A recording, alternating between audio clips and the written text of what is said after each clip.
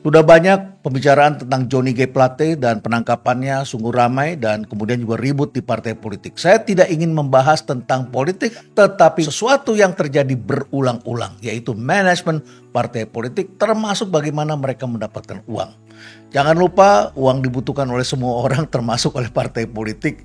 Dan janganlah kita beranggapan bahwa pemiliknya orang kaya maka dia bisa menghambur-hamburkan uang dan seakan-akan tidak ada batasnya.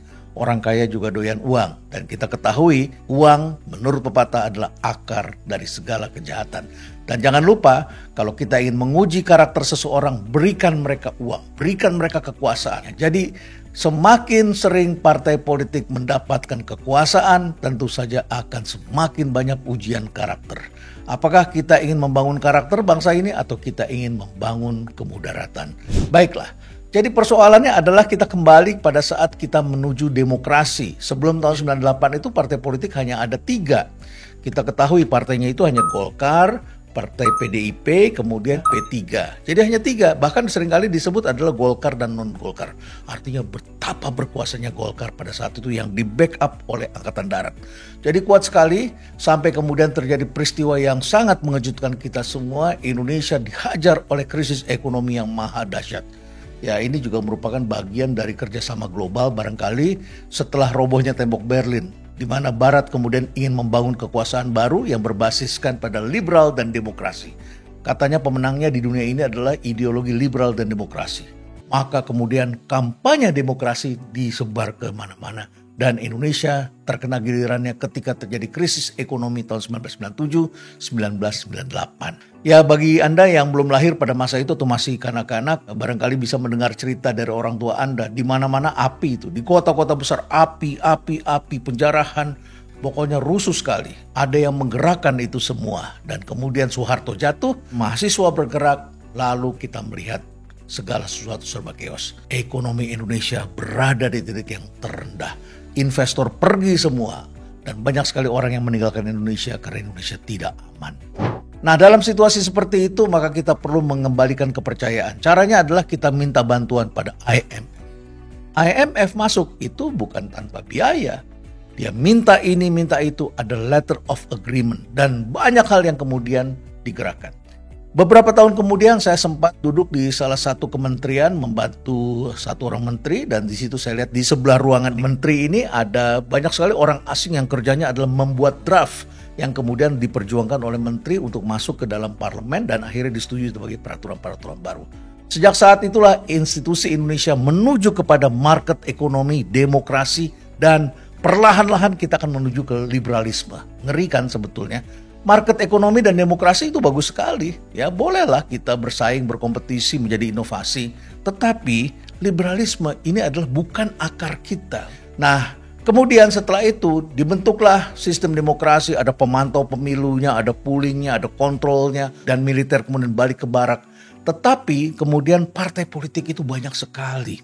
Kita memilih itu repot, Bung. Dan jangan lupa, itu kan pakai uang kita juga. Uang para pemilih. Uang apa? Uang pajak, hasil keringat kita.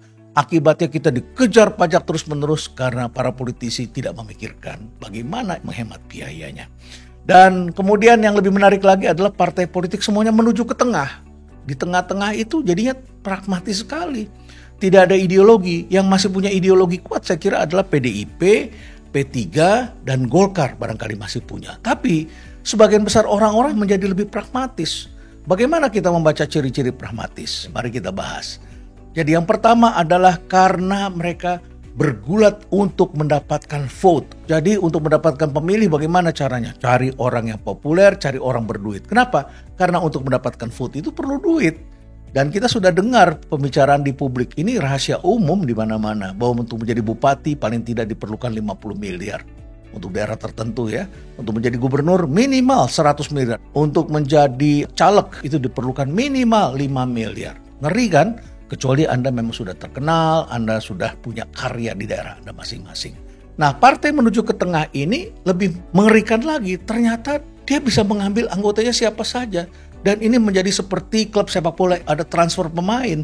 Bahkan kemudian bisa menggunakan kekuasaan, bisa menggunakan APH untuk menangkap seseorang. Kalau dia nggak pindah ke partai Anda, ya akan ditangkap. Dan akhirnya kemudian mereka bisa menjadi besar, punya orang. Nah, Kalau sudah punya orang bagaimana? Ini pertanyaannya ada dua. Pertama adalah diseleksi atau tidak orang-orang ini. Kan sekarang sekolah-sekolah semuanya ingin membangun karakter. Jadi sekolah berbasiskan karakter. Tapi gak pernah kita dengar partai berbasiskan karakter. Jadi kalau partai berbasiskan karakter, ya rekrutlah orang berdasarkan merit system, berdasarkan pakai psikotes begitu. Setahu saya sekarang hanya ada 1-2 partai yang merekrut pakai psikotes. Nah, jadi direkrut, dites, kemudian lakukan pembinaan. Apakah partai politik ini melakukan pelatihan secara serius? Tentu saja banyak yang tidak melakukannya. Karena apa? Karena ini kan semuanya adalah uang dan juga tergantung pada pemimpinnya. Jadi masalah pertama adalah seleksinya. Yang kedua adalah bagaimana mereka mendapatkan uang. Asumsi kita ketua-ketua partai adalah orang kaya. Saat awal kita diajak masuk, semua bilang nanti disediakan uang untuk nanti kampanye begini. Ya tahap awal. Tapi ngurusin ribuan orang seperti itu duitnya lama-lama jebol juga itu. Lama-lama kan Anda disuruh juga cari uang. Saya jadi teringat dengan bagaimana Indonesia dilanda oleh wartawan bodrek pada tahun 1970, 80, 90-an. Jangan-jangan sampai sekarang juga masih ada. Jadi dulu adalah banyak sekali orang yang bikin perusahaan pers tapi tidak punya uang. Terus kemudian wartawannya hanya dikasih kartu pers gitu ya. Kemudian wawancara orang. Dia bikin tulisannya salah. Kemudian orangnya marah-marahin di wawancara. Dan setelah itu minta diperbaiki. Ya kasih uang. Setelah itu kasih uang lagi, dibuat lagi tulisan salah lagi. Ya begitulah cara nyarinya. Akhirnya bodrek. Di mana-mana kalau saya seminar dulu selalu diikutin di wawancara. Saya pikir serius, nanyanya bagus. Setelah mau pulang dia bilang, "Bang, aku nggak punya ongkos nih bang buat pulang." Jadi mereka minta uang. Dan begitu saya tanda tangan dapat honorarium, uang itu habis baru dibagi-bagi buat mereka. Seperti itulah wartawan bodrek. Jangan sampai kemudian muncul partai bodrek saat ini. Partai bodrek lama-lama juga makin pintar. Di depan kelihatannya baik, mukanya baik, yang diucapkan, wah dibungkus lah. Kalau perlu dengan ayat-ayat suci dan sebagainya. Ini kan mengerikan. Dan kemudian setelah itu apa? Di belakang mereka panggil orang.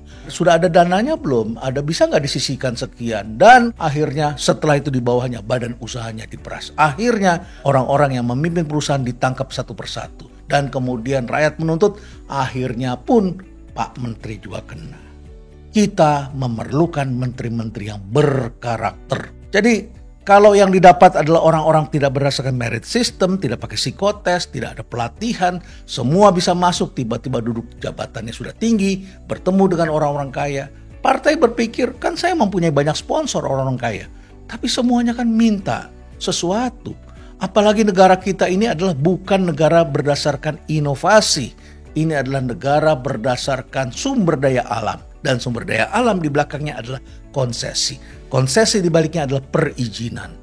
Mudah sekali Anda sekarang memegang kementerian-kementerian yang perizinannya ini memang mahal. Dan kalau misalnya seorang pengusaha udah benar, kerja bagus segala macam, ya bikin saja tidak diperpanjang. Nanti selesaikan urusannya di atas sana. Entahlah bagaimana, apakah bagi saham atau barangkali ada pembayaran tertentu. Modus-modus seperti ini tentu saja membuat alam kita semakin rusak. Dan masyarakat kita juga semakin rusak. Uang banyak kemudian dipakai untuk melakukan serangan subuh, untuk memberikan macam-macam kepada masyarakatnya. Akibatnya kita lihat. Masyarakat Lampung yang protes, ya sebetulnya kan kesalahan Anda sendiri. Kenapa jalan-jalan sampai rusak seperti itu? Jawabnya adalah karena Anda membiarkan diri Anda menerima uang dan akhirnya Anda memilih pemimpin-pemimpin yang basisnya seperti itu. Nah, tentu saja efeknya memang pada kita semua, yaitu kita yang membayar pajak. Efeknya apa sih? Satu, bagi Anda kelas menengah, Anda akan semakin terus-menerus dikejar oleh petugas pajak. Kesalahan sedikit Anda dikejar, kurang bayar, kemudian kena denda, dan rate-nya juga naik terus. Kenapa begitu? Karena uangnya bocor terus di bawah. Akhirnya semua menjadi contoh, bukan cuma pajak, tetapi juga kita tidak memiliki kampus yang terbaik di dunia ini. Mana sampai sekarang? Karena gaji dosennya rendah, gaji gurunya rendah. Bagaimana dosen-dosen mau berjuang masuk dalam jurnal-jurnal ilmiah internasional? Itu kan semua ada uangnya. Bayarnya mahal, Bung. Bagaimana kampus-kampus melakukan pembayaran itu? Ya kalau kita bisa mendapatkan dari kampus, seringkali kan tidak. Jadi bagaimana sekarang kita mendapatkan guru terbaik, dosen terbaik, perawat terbaik, dokter kita memerlukan banyak sekali. Rumah sakit, akibatnya rumah sakit dibangun terus tetapi masyarakat kelas menengah berobatnya ke luar negeri. Jadi sekali lagi manajemen partai politik ini harus diperbaiki dan yang terakhir ini adalah manajemen keuangan. Dari mana sumber keuangannya? Kita ini sekarang adalah negara dengan pembiayaan partai yang malu-malu. Sudah tahu bahwa pembiayaannya sangat besar, sangat mahal sekali, tapi kemudian negara memberikan uangnya kepada anggota partai politik yang terpilih dalam jajaran di legislatif. Karena uangnya cukup banyak di sana, maka kemudian yang terjadi adalah orang-orang partai politik yang terpilih itulah yang kemudian bisa menikmati gaya hidup yang lebih enak. Misalnya saja kita melihat gaji pokoknya sudah besar, tunjangan-tunjangannya banyak sekali. Gaji pokok 16 juta kalau di DPR, tunjangannya ada 59 juta mulai dari tunjangan beras, PPH, telekomunikasi, dana aspirasi. Besar sekali, 450 juta dikali 5 kali dapat dalam 1 tahun. Kemudian ada lagi kunjungan dapil, itu dapatnya 140 juta dan dapatnya 8 kali selama setahun. Ya, supaya anggota DPR juga mengunjungi wilayahnya. Tapi kalau kunjungan mereka juga minta sarung tuh dari BUMN. Jadi uangnya banyak sekali. Sudah uang diberikan kepada mereka, mereka juga dikenakan potongan oleh partai. Jadi katanya partai juga minta uang sama mereka. Nah, uangnya adalah dapat dari sini atau dapat dari tempat lain nih. Dari sponsor atau dari pendekatan-pendekatan ketika memanggil direktur-direktur ke parlemen. Dan dengan gertaknya orang menjadi takut supaya tidak digertak, supaya tidak dicaci maki. Maka kemudian ya diselesaikan secara adat. Nah, apa yang harus dilakukan? Kenapa sekarang kita malu-malu? Kalau partai ngambilnya dari anggota, kenapa nggak sekarang uangnya ini sebagian besar diserahkan saja atau semuanya diserahkan kepada partai dan kemudian partai yang mengatur? Atau sekarang kita memerlukan budget lagi untuk memberikan uang kepada partai? Barangkali ini menjadi perdebatan, setuju atau tidak setuju. Dan bagaimana kita memberikannya? Harus ada assessment. Bikinlah tim dari masyarakat. Kemudian lakukan assessment berdasarkan kinerja. Apakah mereka merekrut berbasiskan karakter? Apakah punya manajer SDM yang memadai? Apakah punya pelatihan? Apakah berbasiskan Pancasila dan nilai-nilai yang kita anut di negara kesatuan Republik Indonesia ini? Jadi dihitung itu semua. Baru kemudian negara menyisihkan berapa persen. Katakanlah 2-3% lah dari APBN untuk mereka. Tapi kalau mereka melakukan hal yang berulang-ulang, katakanlah dalam satu periode ada 2 atau 3 anggotanya yang tertangkap karena korupsi, partai bisa dibubarkan misalnya. Jadi ini adalah hal-hal yang harus kita bangun. Yang sekali lagi harus saya tekankan, manajemen partai politik adalah sesuatu keharusan. Kita tidak bisa membiarkan ini terus berlarut-larut. Orang-orang baik lama-lama menjadi orang jahat dan kita tidak bisa memiliki pemimpin lagi ke depan. Karakter, kemudian manajemen partai politik, dan yang ketiga ini adalah manajemen keuangan yang tidak boleh malu-malu. Tanpa karakter kita tidak akan memiliki masa depan, kita tidak memiliki menteri-menteri yang memang bekerja untuk rakyat. Karena semuanya memikirkan kantongnya sendiri atau demi keuntungan orang-orang tertentu. Saya ingin menutup dengan apa yang disampaikan oleh Plato tentang beragam kesulitan yang dihadapi oleh berbagai bangsa. Plato mengatakan umat manusia tidak akan bisa menghentikan itu.